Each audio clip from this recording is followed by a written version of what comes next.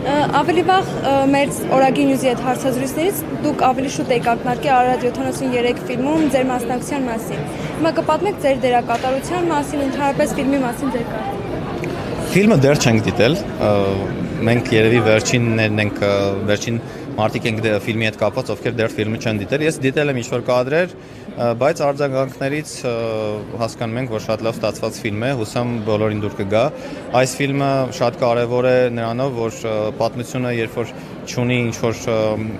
հիշողության աղբյուր, ֆիլմեր, ինչ-որ կադրեր շատ շուտ մոռացվում է, իսկ պետք է այս հաղթանակը մեր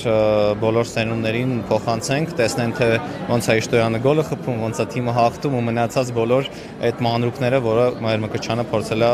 ցույց տալ հանդիսատեսին, եւ նաեւ սա շատ լավ ոնց որ հիշողությունների արթնացում է այն մարդկանց համար, ովքեր տեսել են խաղը, դիտել են հեռուստացույցով կամ լսել են ռադիոյով, որ նորից այդ պահերը վերապրեն։ Ձեր դերակատարության մասին Ես խաղում եմ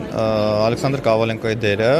ամենասկզբից հենց առաջարկը ու դերը սկսված էր ինձ, եւ փորձերից հետո Մայր Մկրտչյանը ոչ միայն հաստատեց այդ դերակատարումը իմ անունով, այլ նաեւ իրական շատ կադրեր իմ հետ սցենարի մեջ ներառեց ու սկզբում ես կարծում էի լինելու եմ տենց ֆուտբոլիստներից մեկը, որը հիմնականում խաղադաշտում այդ ֆուտբոլային կադրերն է ցույց տալու, բայց ստացվեց այնպես, որ լիարժեք դեր ունեցա ֆիլմում։ Դեռ չեմ տեսել, հուսամ լավ է, լավ ինչ։